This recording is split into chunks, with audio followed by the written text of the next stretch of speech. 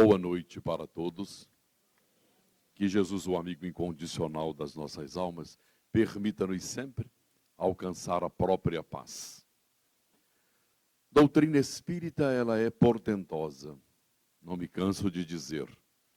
Ela traz para nós uma claridade à alma, libertando-nos das mazelas, retirando o véu que obnubila a visão de todos nós, possibilitando-nos sempre uma visão equânime, perfeita, justa, tal qual é a lei de Deus. A preocupação do mundo do espiritual, a preocupação da elaboração do governador do nosso planeta, nosso Senhor Jesus Cristo, indo ao Pai, pediria a Ele o Consolador.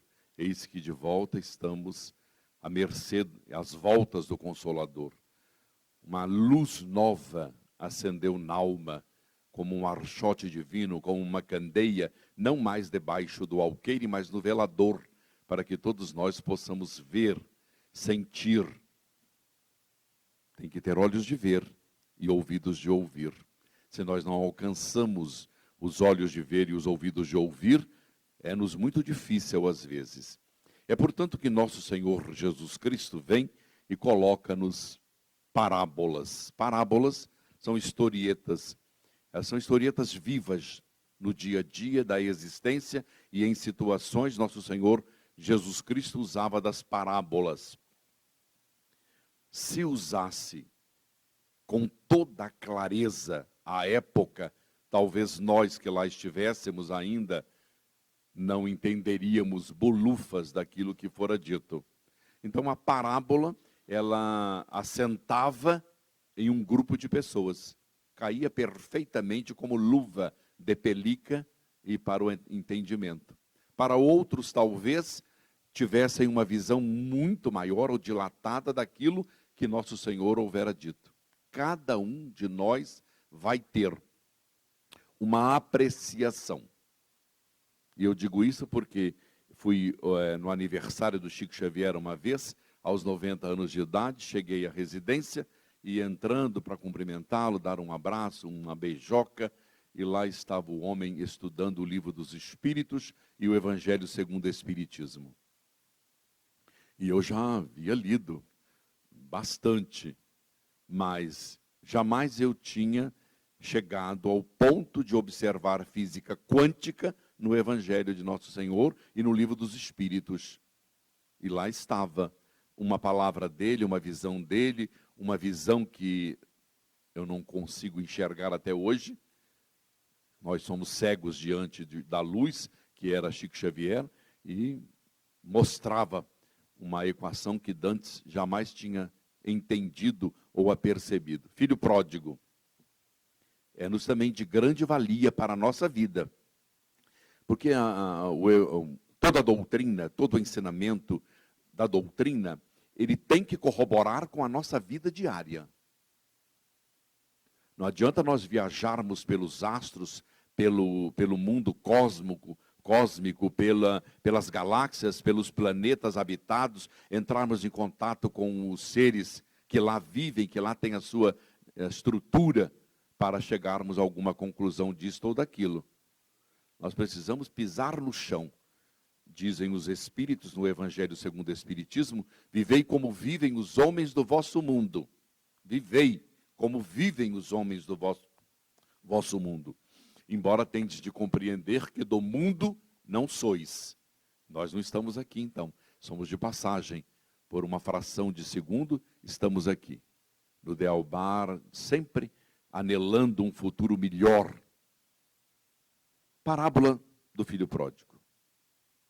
Agora, já imaginou, quem já conhece a parábola? Todos conhecemos a parábola. Antes, porém, de iniciar, vem-me à baila que o mundo animal dá-nos um exemplo fantástico. Dedicação, afeto, e como que o animal tem que aprender a duras penas dar os seus filhotes um a um. Vamos pensar em nós? Dar os nossos filhos um a um? Não é brincadeira. Mas é o treino que a vida vai fazer conosco. Porque nosso Senhor Jesus Cristo é tremendamente inteligente. É uma coisa que me faz dar nó na goela. Nó na goela, porque é uma coisa impressionante. Quando eu vejo uma cachorra com uma ninhada, ou uma onça feroz, parda, com seus filhotes, que ela ataca o que for, e depois aquilo vai embora, ou a cachorra que amamenta os cachorrinhos, ela não deixa mais amamentar, porque os dentes cresceram e rasga-lhe a teta, e ela morde-o. Ela vai ensiná-los a viver a vida. E a nós olhamos, achamos lindo, fofinho, bonitinho, queremos morder. Mas, na verdade, ela está dando um ensinamento para nós. A lei de Deus, pelo animal, está dando-nos uma lição espetacular. Uma lição que a águia também fornece. A águia, nos seus cumes muito altos, ela, tendo os filhotes, ela quer cultivar aqueles filhotes. Mas ela percebe que um dos filhotes é fraquinho, franzino, pequenininho, não quer nada com nada, não come, é enjoado. Ela, mãe, ela empurra-o fora do ninho, precipício abaixo, e o mata. Para preservar o outro, que está forte, robusto, porque a intenção é fazê-lo crescer. Então a natureza, ela chega a cravar em nós um espinho. Chega a cravar. Em outras situações, a mesma coisa. E você vai vendo, nós vamos vendo, que isso ocorre sobre os nossos olhos. Mas isso está trazendo-nos uma lição para a nossa vida diária. Ora, se o reino animal, que ainda não tem a inteligência, ele é dotado do princípio inteligente. O princípio ainda está em elaboração nos laboratórios divinos pelo Criador e os seus trabalhadores. Filho pródigo, você que tem bens, todo mundo tem bens. Ninguém pensa que bens é dinheiro, não. Bens, todo mundo tem. Pai, dá o que é meu, que eu vou picar a mula. Vou embora. Você já imaginou? Já pensou na parábola um dia, na sua residência, com a sua mulher, com a sua família? A mesma coisa? Pai, dá o que é meu, que eu vou embora. O pai era o filho mais novo, o caçula. O mais velho estava no campo, trabalhando, arando a terra, com os cavalos, com os peões todos. Dá o que é meu, que eu vou embora. Nós daríamos, nós perguntaríamos a ele qualquer coisa. Se onde é que você vai, rapaz? Você nem barba tem, rapaz. O que é isso? Cala a boca, fica quieto. Eu te dou uma chibatada em 2 segundos. Nada. O pai não lhe disse nada. Pegou o que era dele e deu-lhe. E ele foi embora. Então, mas e nós faríamos isso? O americano tem por norma, quando o filho faz 18 anos, querido, está na hora, procura uma residência, aluga uma casa, aluga um apartamento. Vamos, vai viver a vida, vai aprender. Está ensinando-o a viver, como a águia escolheu dentre os filhotes o melhor.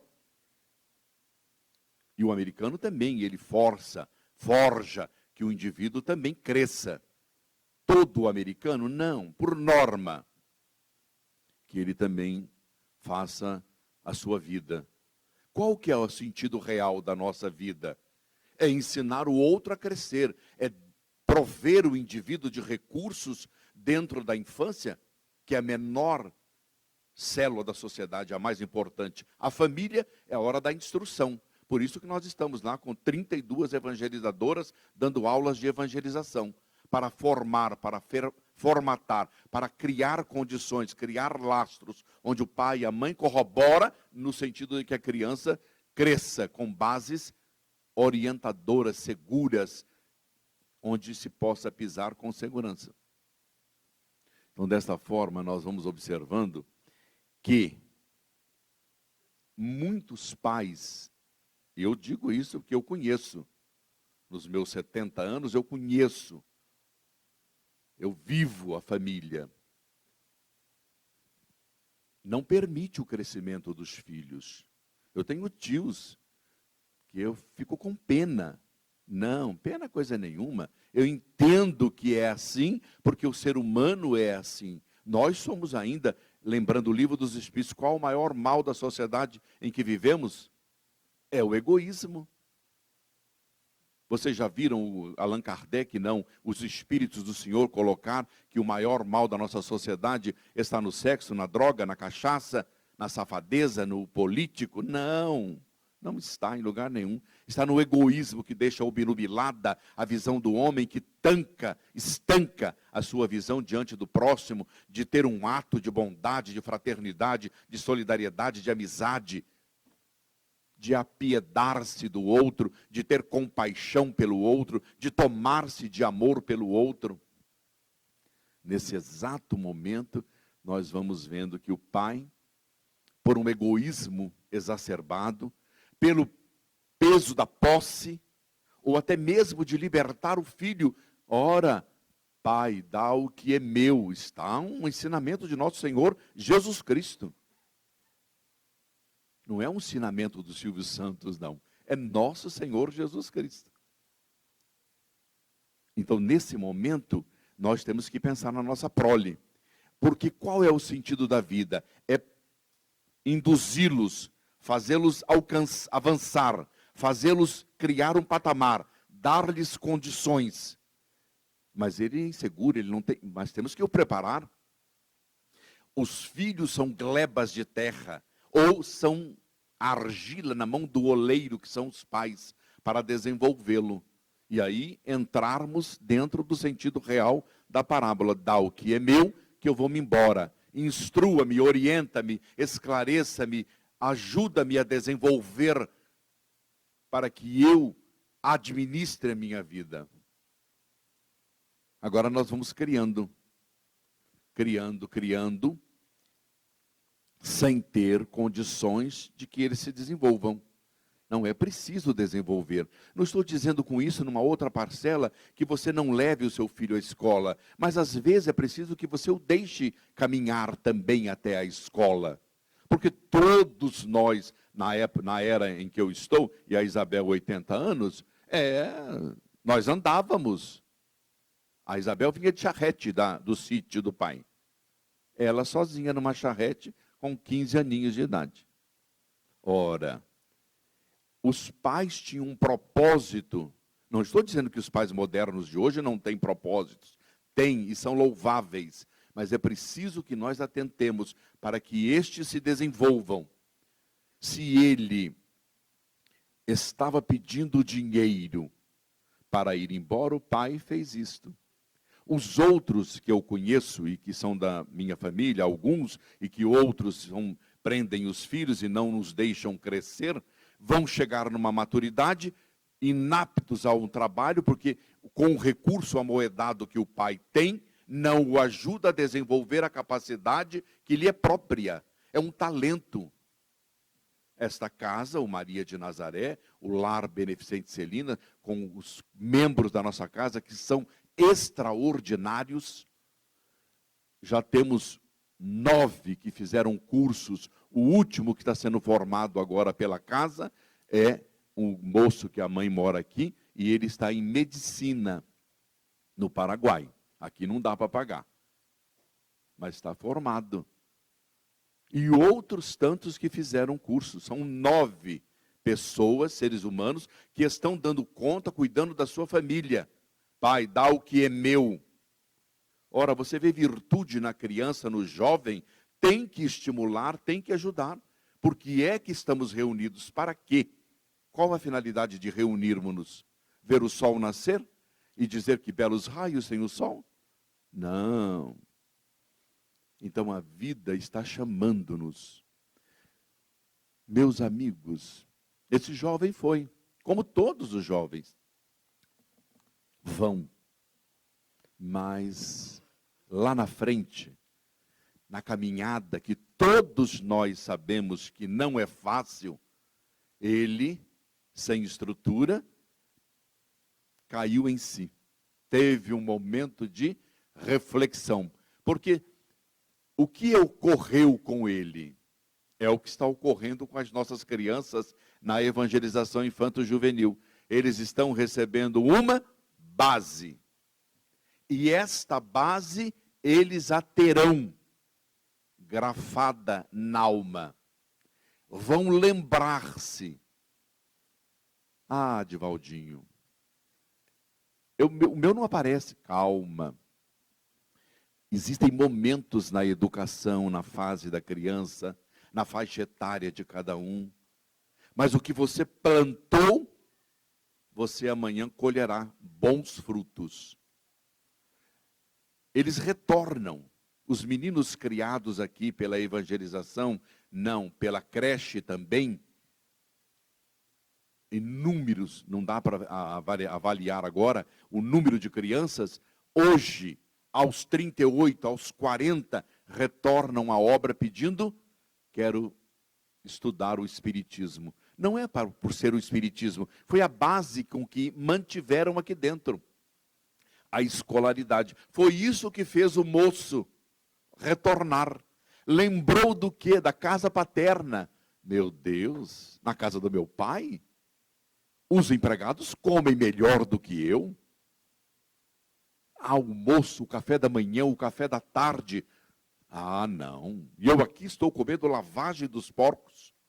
Lavagem, bolota, que é uma castanha, como parecida com a noz pecan, que se os porcos lá porcos pretos em Portugal comem aquela bolota, onde se faz o presunto pata negra.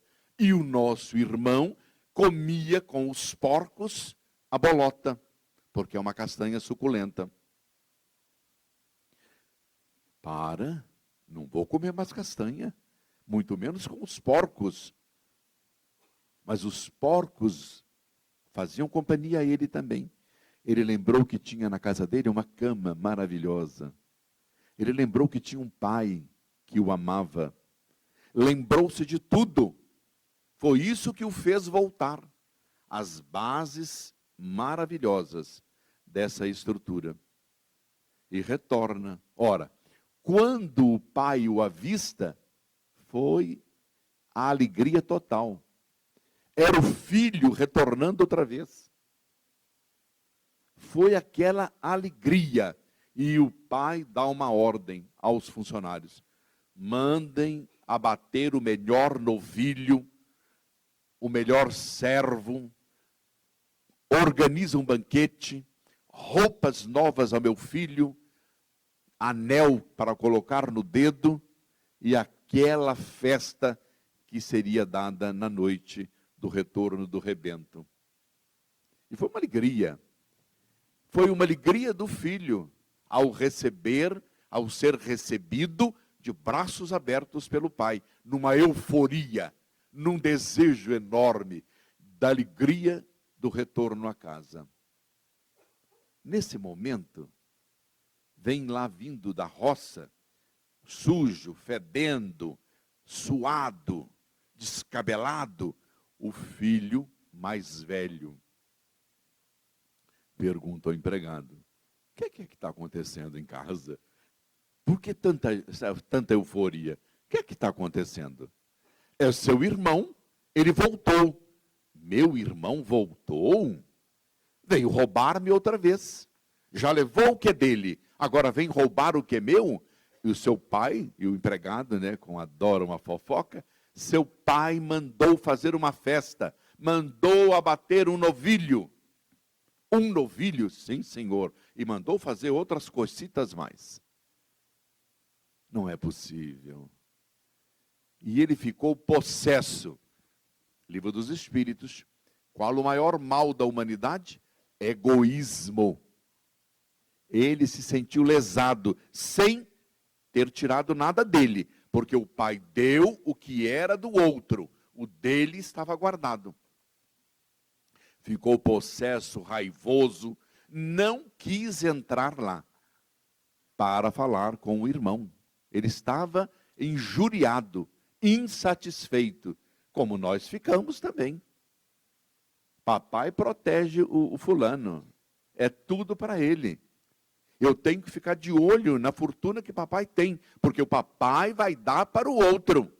Eu sei, eu estou vendo, a mamãe faz escorregar pelo baixo do pano para o outro, e vai ser assim, eu fico de fora, e eu que trabalho, eu que cuido da empresa, eu que vou lá ver o gado.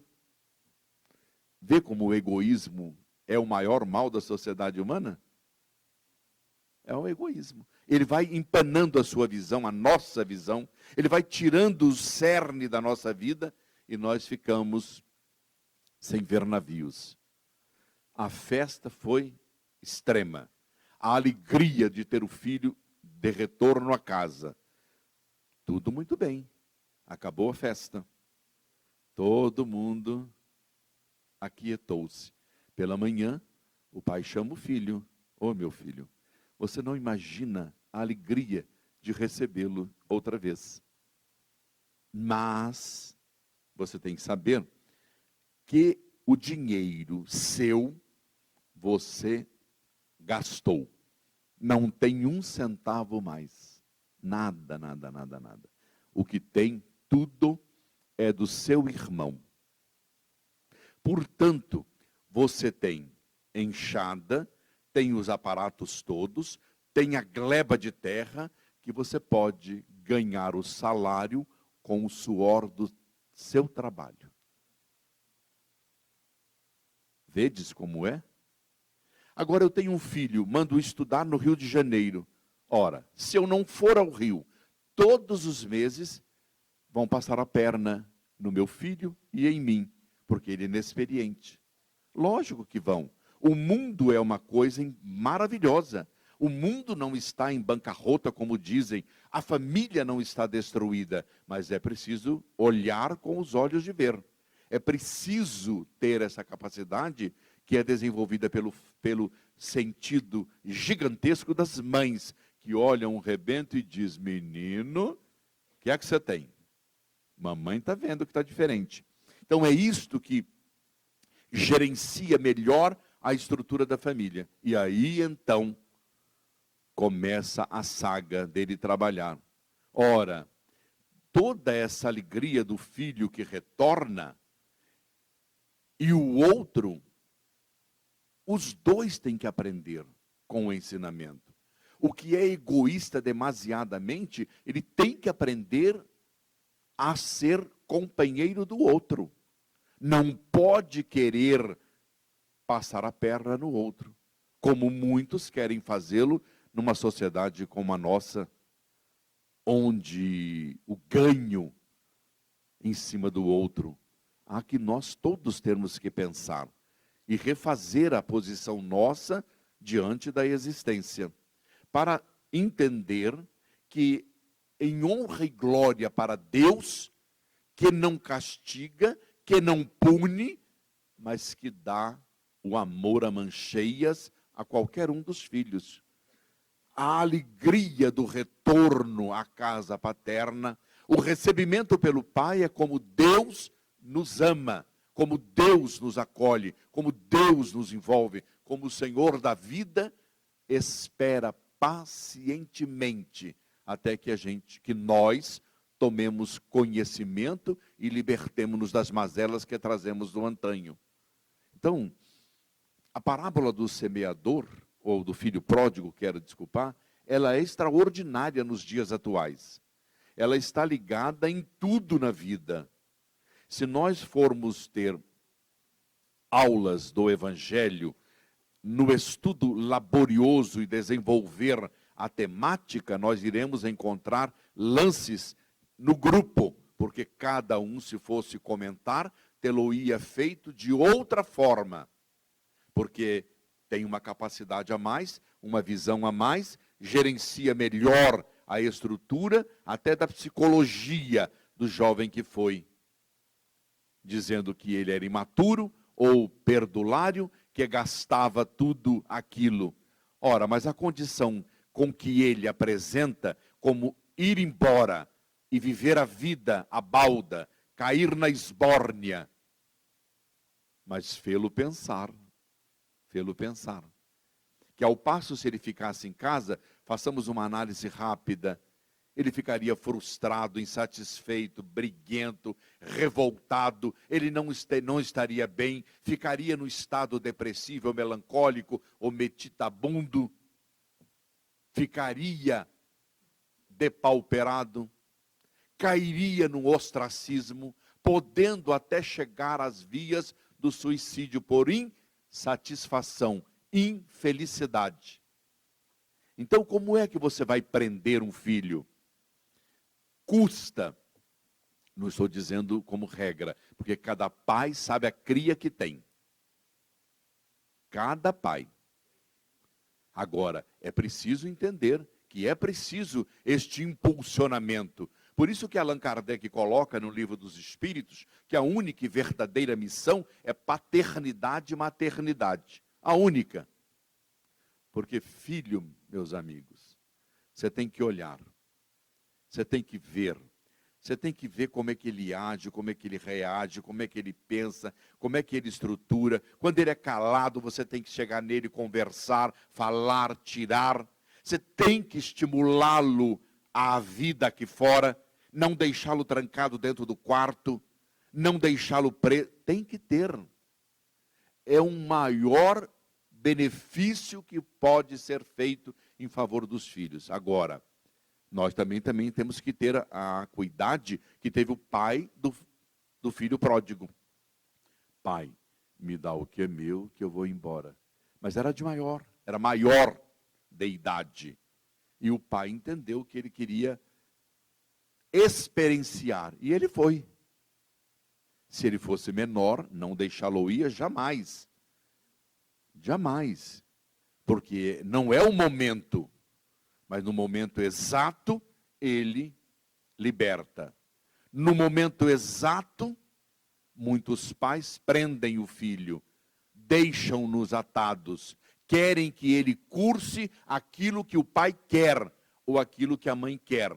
Um primo meu fez medicina em Coimbra, Portugal. Terminou, deu o diploma ao pai e à mãe, e disse, agora vou fazer balé. E foi fazer balé.